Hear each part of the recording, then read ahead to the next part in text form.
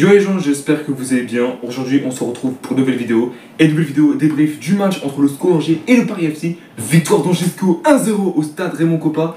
Donc comme d'habitude, n'hésitez pas à liker cette vidéo, à la commenter si ce n'est pas déjà fait. Partagez la chaîne et la vidéo à vos amis si ça vous a plu. Abonnez-vous à la chaîne et activez la notification, vous êtes vraiment au crack. On se rapproche de plus en plus des 1000 abonnés, ça me ferait extrêmement plaisir. En plus c'est gratos, je vous dois pas payer. Merci à vous.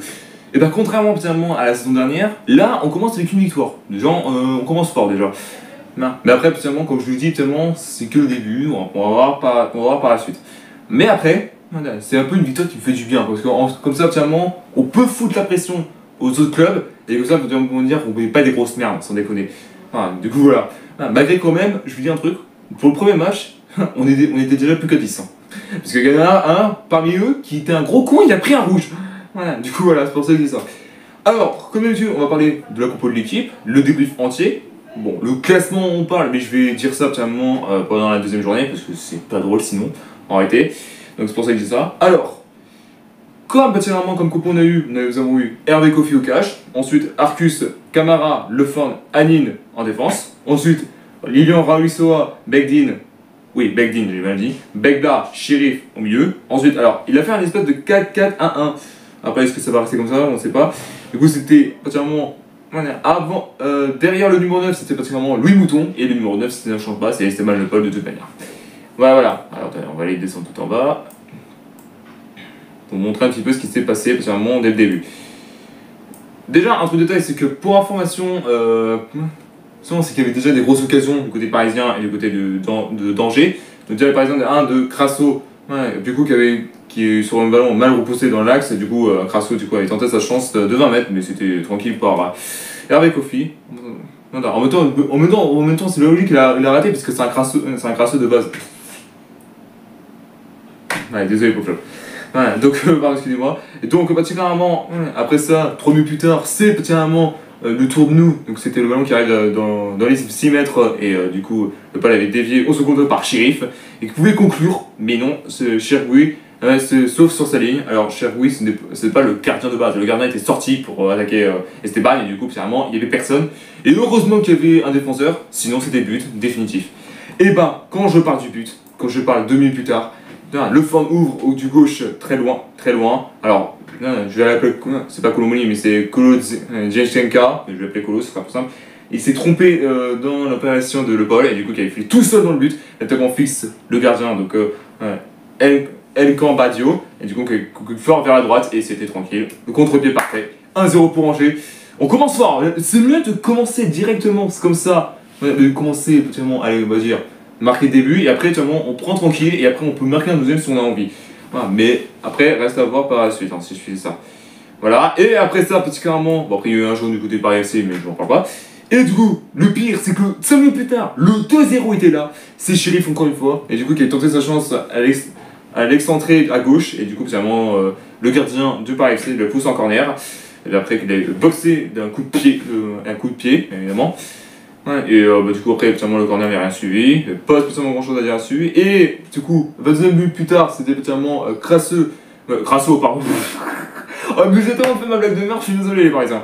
Le coup Crasso du coup qui avait décalé pour balle à droite dans la surface, et du coup particulièrement qui avait fait il allait au roulé du gauche, le ballon avait frappé, du coup il avait frappé, et c'était Hervé Kofi l'a sorti du bout des doigts. La légalisation était pas loin.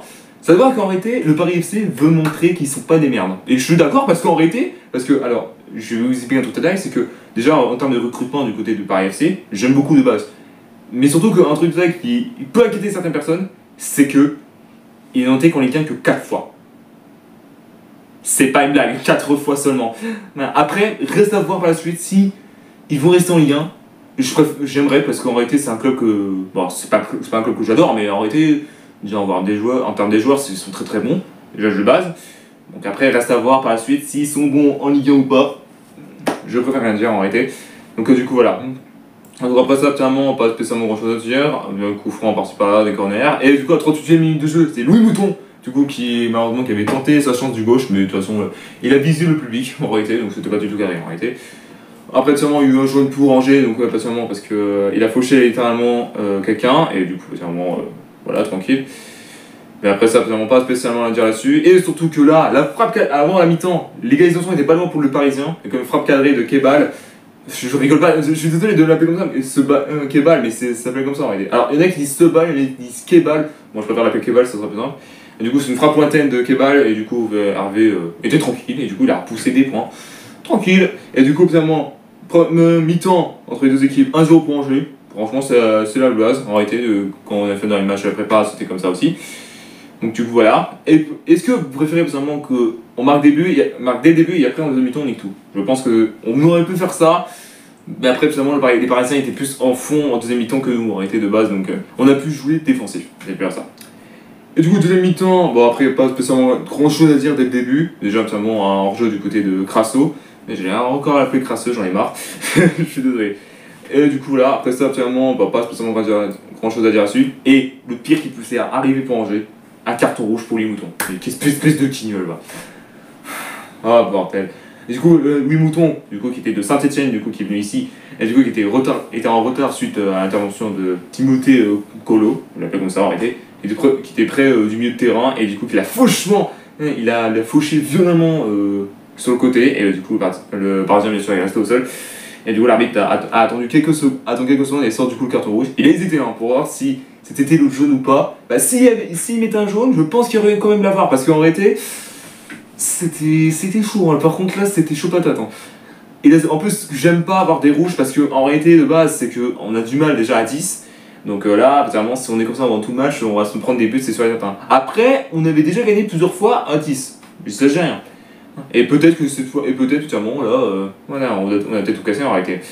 Après ça, il y a un corner, 2 changements pour Paris FC, et du coup, 2 changements du côté de Angers, donc c'est Lenreuil, Machine, qui rentre à la place de Shérif, et Alvina, du coup, qui retourne et rentre à la place de Lilian Raoui-Stoa. Ouais, pourquoi pas, en réalité, mais bon, j'aurais pas fait ce genre de changement, mais bon. Après ça, 2 occasions du côté de Paris FC, de Maxime Lopez, du coup, qui était de l'Olympique de Marseille, et du coup qui a été un peu ailleurs pendant une temps, et après il revient pour Paris FC pour peut-être finir sa carrière en réalité.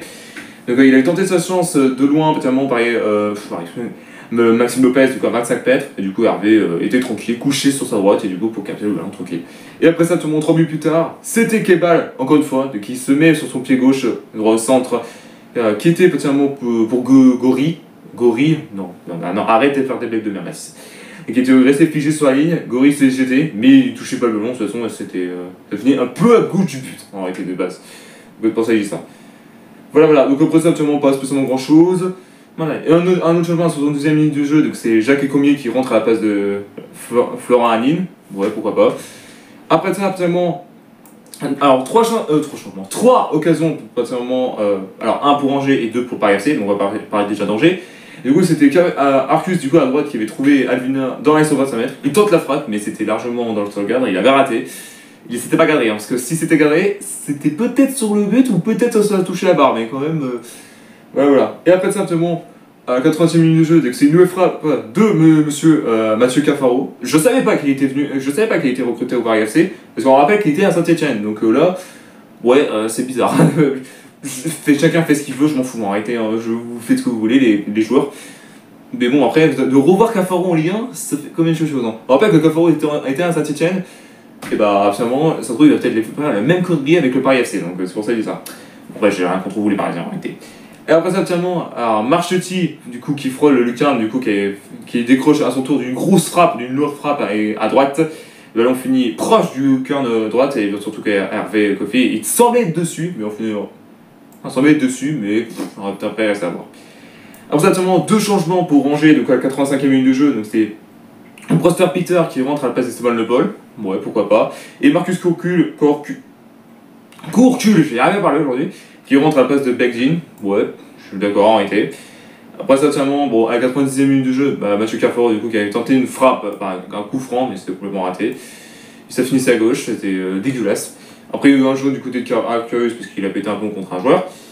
Et après, malgré que ce soit une coup franc pour Paris FC, du coup, c'est repoussé par la poitrine. Et après, du coup, un dernier centre, mais ça finit dans les bras d'Hervé, tranquille. C'était la dernière occasion pour Paris FC, mais comme je l'ai dit chaque fois, ça finit toujours à côté. Ou dans le gardien. Mais voilà. Et du coup, fin de match, finalement, Angers gagne 1-0 contre le Paris FC. Et du coup, le prochain match du coup, pour Angers, c'est contre le PSG. On affronte les deux clubs de Paris déjà dès le début. Après, est-ce qu'on peut gagner contre le PSG? Ça va être compliqué, parce qu'on rappelle qu'il y a déjà quand même 9 favoris pour le Ballon d'Or. Mais il est fort possible, je m'explique, parce qu'en réalité, le PSG n'a pas joué de match amical. Après, en même temps, il y avait la Coupe du Monde des clubs, et le temps que petit moment il pouvait s'entraîner, c'était compliqué. On peut le faire, après, reste à voir. Ça se trouve, clairement, cette année, on va faire de la merde dans le PSG. Je dis rien, je préfère rester tranquille. Donc, c'est pour ça que je dis ça. Merci à tous d'avoir suivi cette vidéo. N'hésitez pas à liker, à la commenter si ce n'est pas déjà fait. Partagez la chaîne et la vidéo à vos amis si ça vous a plu. Abonnez-vous à la chaîne et activez la notification, vous êtes vraiment au crack. On se retrouve très bientôt pour une nouvelle vidéo. Peace.